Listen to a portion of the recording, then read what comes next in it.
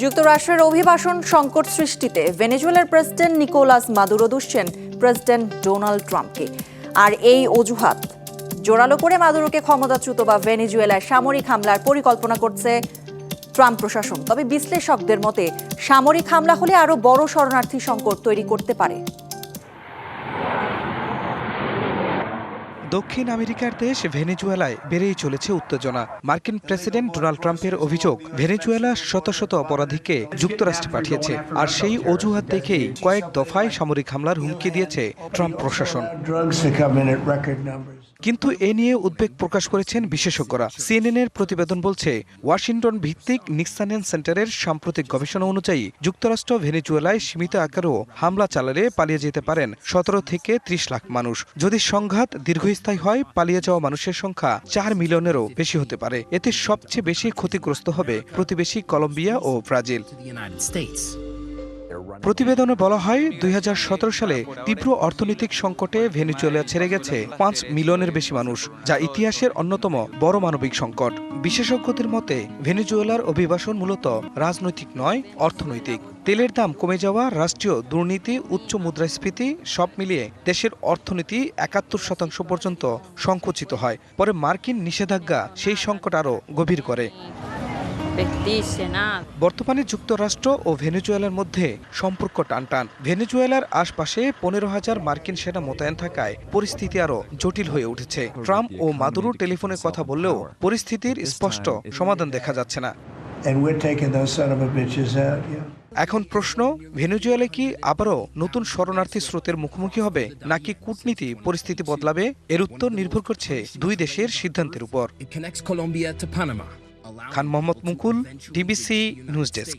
ভয়াবহ ঘূর্ণিঝড় দিতওয়ার প্রভাবে শ্রীলঙ্কায় মৃতের সংখ্যা দাঁড়িয়েছে 618 জনে। এর মধ্যে পাহাড় ধসের শঙ্কার কথা জানালো দুর্যোগ ব্যবস্থাপনা সংস্থা। ভারী বৃষ্টি অব্যাহত থাকায় শক্তিশালী ঘূর্ণিঝড়ের ধাক্কায় বিপর্যস্ত এলাকাগুলোতে নতুন করে ভূমিধসের সতর্কতা জারি করা হয়েছে। রবিবার দুর্যোগ ব্যবস্থাপনা কেন্দ্র ডিএমসি জানায়, মৌসুমি বায়ুর ফলে ভারী বৃষ্টি অব্যাহত রয়েছে। এতে মধ্যাঞ্চলের পাহাড়ি অঞ্চল এবং উত্তর পশ্চিমের মিডল্যান্ড অঞ্চল বিপর্যস্ত হয়ে পড়েছে। গত সপ্তাহের বন্যায় প্রায় 2 মিলিয়ন মানুষ বিপর্যয়ের মুখে পড়েছে।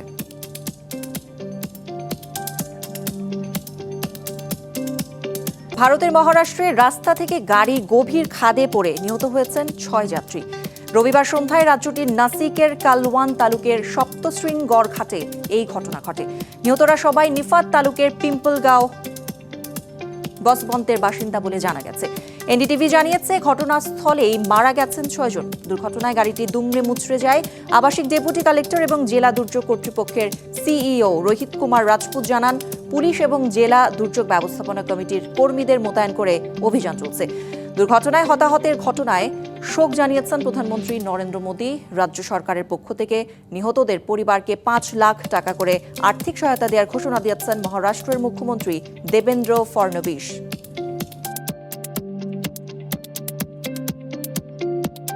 অস্ট্রেলিয়ায় নিউ সাউথ ওয়েলস ও দ্বীপরাজ্য তাসমানিয়ায় ছড়িয়ে পড়েছে ভয়াবহ দাবানল। দাবানল নিয়ন্ত্রণের সময় এক দমকল কর্মীর মৃত্যু হয়েছে। কর্তৃপক্ষ জানিয়েছে, সোমবার দাবানল নিয়ন্ত্রণে আনতে কাজ করতে গিয়ে আহত হন দমকল কর্মী। জরুরি বিভাগ জানিয়েছে, 59 বছর বয়সী ওই দমকল কর্মী হৃদযন্ত্রের ক্রিয়া বন্ধ হয়ে ঘটনাস্থলেই মারা যান। সাউথ ওয়েলসের বিভিন্ন অংশে 50টিরও বেশি দাবানল সক্রিয় রয়েছে। দ্বীপরাজ্য তাসমানিয়ার রাজধানী হোবার্টের প্রায় 150 কিলোমিটার উত্তর পূর্বে ডলফিন স্যান্ডসে 1729 একর এলাকা জুড়ে আরেকটি দাবানল ছড়িয়ে পড়েছে। দাবানলে 19টি বাড়ি ধ্বংস ও আরও 40টি ক্ষতিগ্রস্ত হয়েছে। ঠিক 1 বছর আগে ইতিহাস বদলে হয়েছিল এক শাসনের অবসান, এক নতুন পথ চলার সূচনা। আজ সেই পথ ধরে হাঁটছে লাখো মানুষ, ন্যায়ের খোঁজে, স্বপ্নের দৌড়ে আরেকটি স্বাধীন ভবিষ্যতের প্রতিশ্রুতি নিয়ে। সিরিয়া এখন দাঁড়িয়ে আছে পরিবর্তনের দোরগোড়ায়, এক জাতির পুনর্জন্মের মুহূর্তে।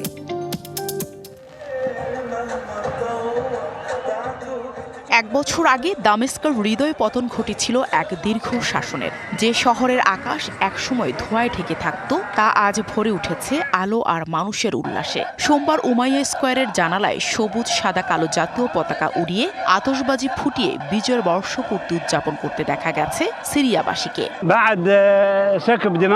সৃষ্টিকর্তার কৃপায় এখন আমাদের একটি সুন্দর দেশ আছে।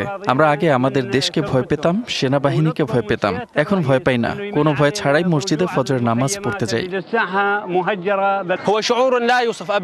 এই আনন্দের অনুভূতি কল্পনা করা যায় না। আমরা জন্মভূমিকে নতুনভাবে ফিরে পেয়েছি, যা কখনো চিন্তা করিনি। অনেক শহীদের রক্তের বিনিময় এই জন্মভূমি পেয়েছি।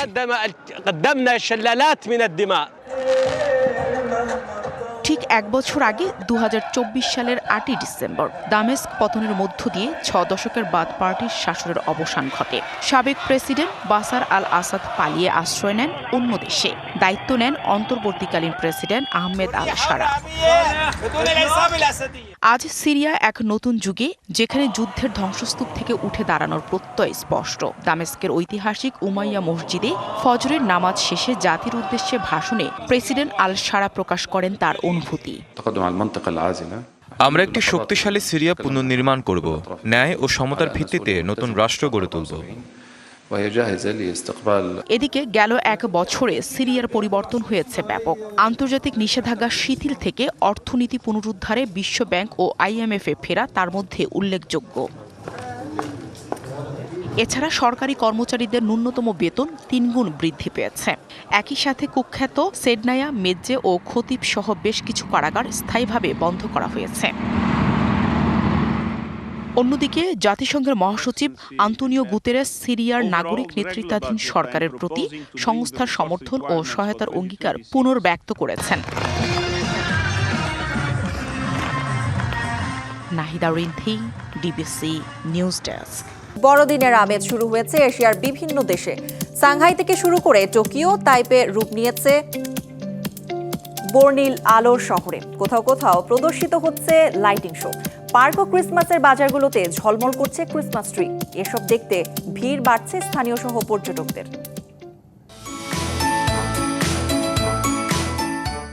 সন্ধ্যা নেমে এলেই আলো ঝলবলে হয়ে ওঠে চীনের সাংহাই শহর। নানান রঙের নিয়ন আলোর এ সাজসজ্জা জানান দিচ্ছে বড়দিনের উৎসবকে। সেখানকার ক্রাইস্ট কিন্ডল মার্চ জুড়ে বসানো হয়েছে আলোকখচিত নক্ষত্র। স্থানীয়দের কাছে ক্রিসমাস মার্কেট নামে পরিচিত প্রতিটি দোকানে পসরা সাজানো হয়েছে বড়দিনের প্রসাধনী ও সরঞ্জামের। শীতকালীন থিমযুক্ত সাজসজ্জার মাঝে কোথাও কোথাও আলোয় ঝলমল করছে ক্রিসমাস ট্রি। মনোমুগ্ধকর এসব দৃশ্য উপভোগ ও কেনাকাটা করতে ভিড় জমাচ্ছেন দর্শনার্থীরা। এদিকে জাপানে স্থানীয় খ্রিস্টান ধর্মাবলম্বীদের সংখ্যা তুলনামূলকভাবে কম থাকলেও বড়দিন উদযাপনে কমতি রাখেন না তারা। বড়দিনকে ঘিরে আলোয় ঝলমল করছে রাজধানী টোকিও। শহরটির বাসিন্দারা সবচেয়ে বেশি আকৃষ্ট কেয়াকিজাকা ইলুমিনেশনে, যেখানে অসংখ্য গাছের সারিকে সাজানো হয়েছে প্রায় 9,30,000 LED লাইট দিয়ে। এছাড়া তাইওয়ানের রাজধানী তাইপের 101 টাওয়ারের রাস্তা জুড়েও বসেছে আলো আর সুরের মেলা। প্রদর্শিত হচ্ছে লাইট শো। শীতের আমেজকে আরও আকর্ষণীয় করতে পার্কগুলোতে আয়োজন করা হয়েছে কৃত্রিম তুষারপাত। আর নিউ তাইপে সিটিতে অবস্থিত ক্রিসমাস ল্যান্ডে বেড়েছে উপচে পড়া ভিড়। আলোকসজ্জার পাশাপাশি দেখানো হচ্ছে projection show. Hasna Akter, DBC news desk.